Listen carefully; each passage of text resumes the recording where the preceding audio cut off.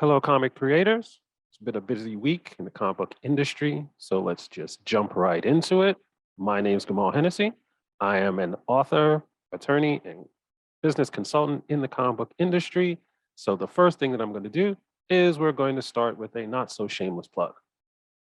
Because next week, this fine book will be available on Amazon and Google Play.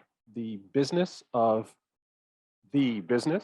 independent comic book publishing is a complete guide to getting your books and your business off the ground and give you a viable business model.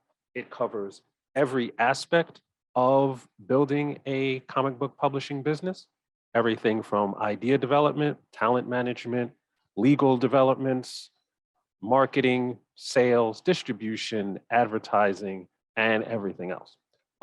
As I said, it's going to be available for pre-order. It's available for pre-order now, but if you want to wait till it's actually released, it'll be released on Independence Day because it's a book about independent publishing. The link to the book will be down in the show notes so that you can check it out. Moving on to the broader industry news, just yesterday, ICV2 released its annual sales numbers for the entire comic book industry for the year.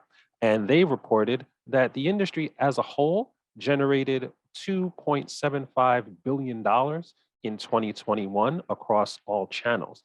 Now, this actually represents a 60% growth over 2020, but you have to take those numbers in context because in 2020, most of the comic book stores were closed. So a lot of those numbers, even though numbers were actually still strong because people kept buying comics through other outlets, it's not that difficult to actually surpass a sales number from a prior year when a significant sales channel was shut down. But what these numbers do show, especially the amounts of growth that you have had in comics overall over the past 2 years, is that in a time of crisis, in a time of overall strife, when people need an artistic outlet, people need escape, especially with narrative art, they are turning to comics, which leads me to my next question, which actually came in from a viewer.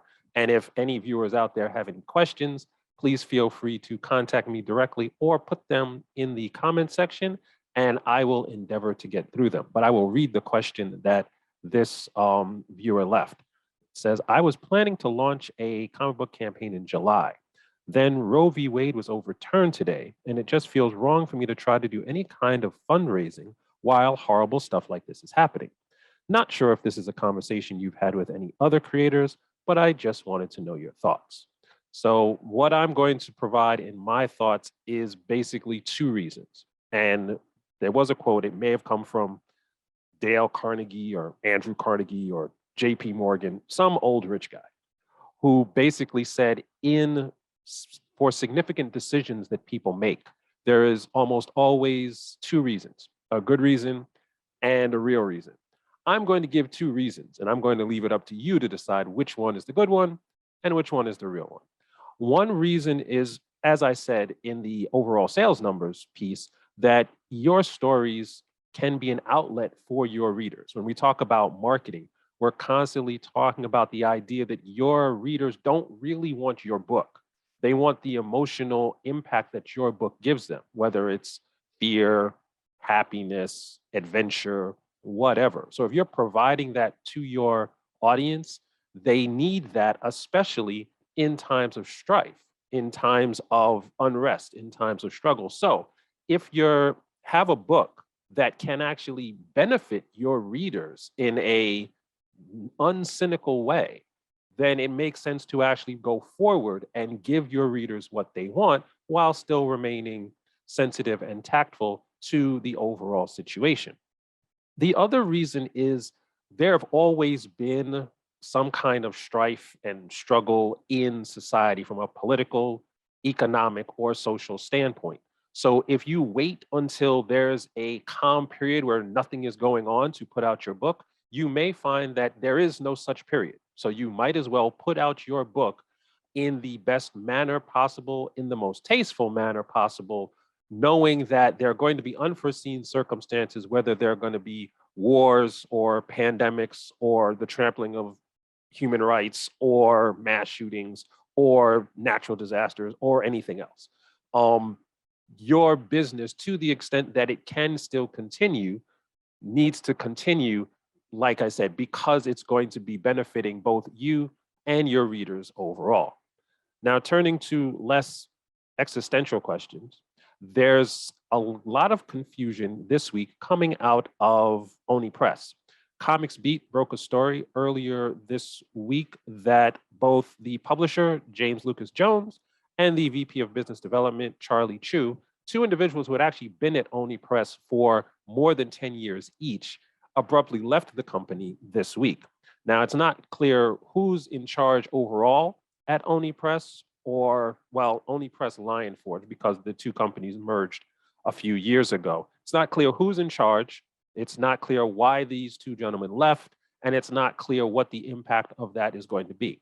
Now, some people have speculated that there's an ongoing tension between the impending obscenity litigation revolving around the genderqueer graphic novel and the desire for Oni to be acquired by a larger publisher. And it's very difficult to actually make yourself attractive for acquisition if there's an impending lawsuit breathing down your neck. Now, I'm not sure if that has anything to do with the fact that these two gentlemen left the company, but it will be interesting to see how Oni Press moves on, especially when they're about to celebrate their 25-year anniversary. In another change, in a comic book distribution company, the New York Times reported that Substack laid off 14% of their workforce this week. For anyone who is not aware, Substack was a new media company that started during the pandemic, I believe, with the goal of being a new voice in media or a new type of media that would allow creators to benefit and take subscriptions directly from their subscribers and retain a lot of the media rights to whatever it was they produced.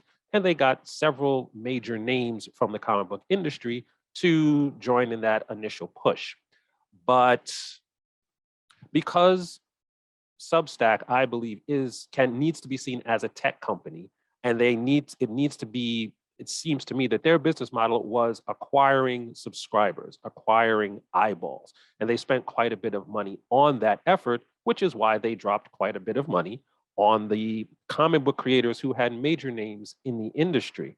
Now that we seem to be moving towards a recession and investors are getting less lucrative with what they're actually willing to put into companies, it may not be a viable business model for Substack to continue to go along this route.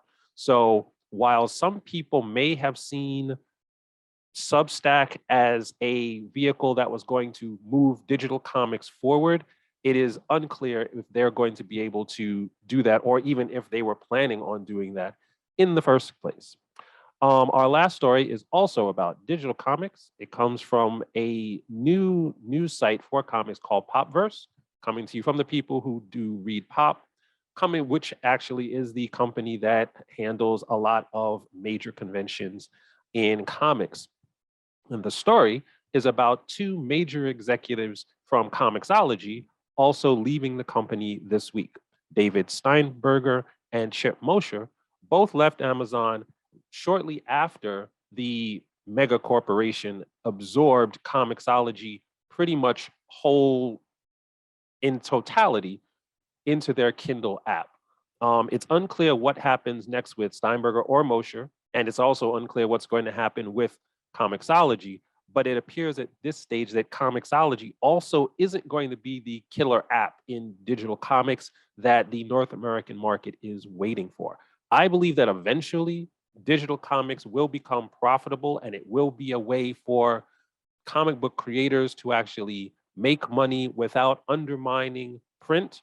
But it seems like the current crop of applications and business models have not actually gotten to the point where they can be that solution.